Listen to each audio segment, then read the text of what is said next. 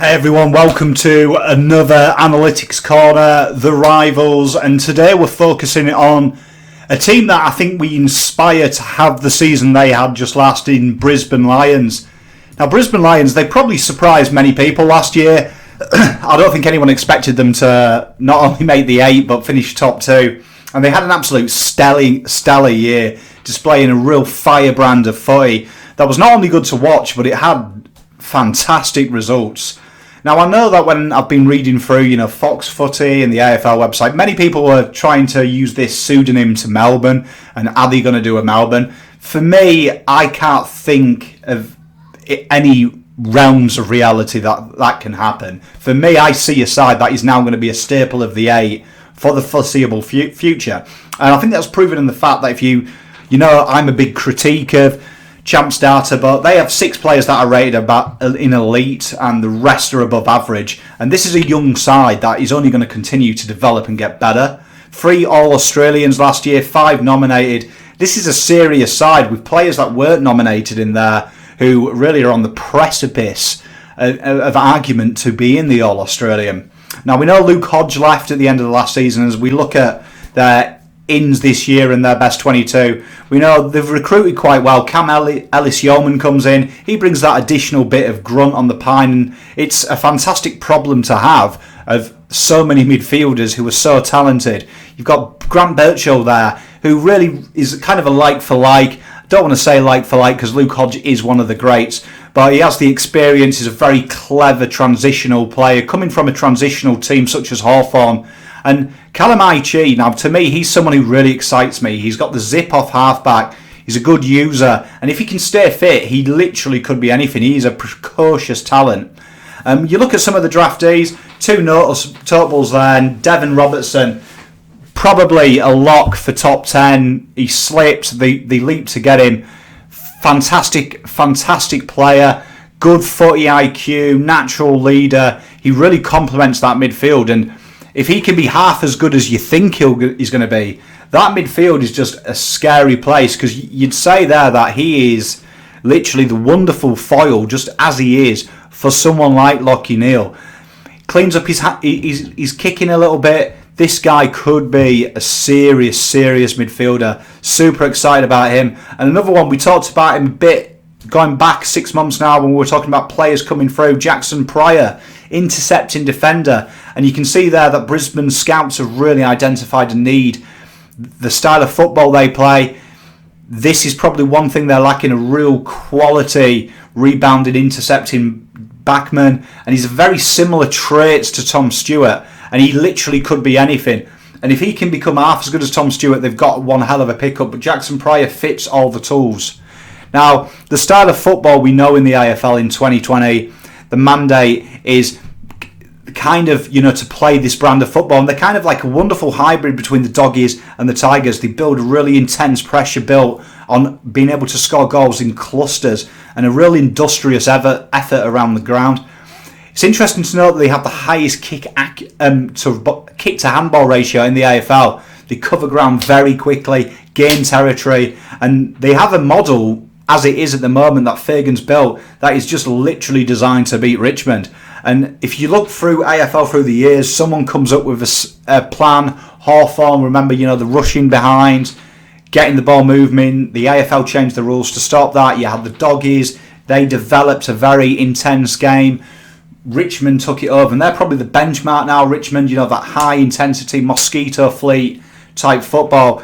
And Brisbane, I think that they're potentially the new wave. They've kind of mirrored both that Doggies and the Tigers and really wedged it with a bit of their own. Now, probably their only weakness when you look at it is that they conceded quite a high number of inside 50s than their position in the ladder suggests, and they were quite leaky at times. Now, we know we finished second, but probably, for me, they've got the comp's best defender there in Andrews. He's up there. You'd say him and McGovern, if you're picking, say, a dream team, these are your locks for the key position players. And he's only going to get better as it ages. And he's going to be in more of a leadership role now. He's starting to become one of them senior players down there. And if you look at like Rich, Adams, Answorth, Witherden, the future's bright down the back. I think that will really develop with Birchall there. He's experienced. He's been around the block a bit. Hodges there now in the back room. I expect, them to tighten up down the back, but they've got all the groundings there down the back. Now, the midfield is probably the biggest improvement for 2018 to now. Like, you look at that midfield and teams that can afford to lose beams and somehow bring in Neil, their recruitment's been impeccable. Like Neil, Zorko, Berry, McCluggage, they have really made them into a force. Now, these were a team that usually got battered going back a couple of years ago in the midfield, and now they're dominating clearances to advantage. They're being tough, they're industrious with the ball, they're creative, and plus their midfield has that key element that Premiership sides have, and it has goals in it, which is a prerequisite nowadays to win games. And you throw Devin Robinson into that slot there, natural leader, real talent. You obviously think the future is really bright in that midfield because it's a young core. Then you add like the steel of Robinson, you add the steel of Canalis Yeoman. It's got all them touches that you expect to see in an AFL team. And for me, like, it's exciting. And I think the fact that they've jumped the queue to get Devin Robertson is an exciting time because they are going to get into that situation as well with contract renewals and stuff that you're going to have to start, doing what GWS do, like a little conveyor belt of my fringe players. And having Robertson there as a backup, he's going to be very valuable to particularly some of the WA sides. So I was surprised he didn't go to Freo. So he's a player that, maybe 2 or 3 years, I'm not saying they've drafted him to trade, but he'll come at a high value if he gets some game times, and I'm excited about seeing him. Now, the forward line for me, Hitwood, often criticised by the press, but for me he's gone, and for me he's getting better. Last year I thought there was more of a mature role to do the team thing, and I think he will lead the line again this year. And with the quality of the delivery he's got, for me, I think this guy is something really special, and I think he really will break out next year and stamp the authority and really get into that higher bracket of goals. My question mark, and for me, my jury's out on McStay and McInerney. For me, McStay seems to lack confidence for kicking for goal. There's a lot of times I watch Brisbane, and I really enjoy watching the Brisbane team. And he kind of looks to play on from the mark, looks to handball, looks to give it away. Now, I know that there is an emphasis on team things in the forward line. You hear Richmond talk about doing the team thing. Hawthorn used to drill on about it. But for me, I just feel like he needs to be a bit more selfish, because to me, he gets into good positions. And when he did kick for goal, it weren't the best. And like McInerney as well, he's another player. He finds the ball. He's one of them two grab markers, which is a problem in the AFL, because when you look at players like Grimes and Stewart, they don't allow you to have two grabs. But he's a difficult matchup, McInerney. He muscles his way in, and he can also pinch around the ruck.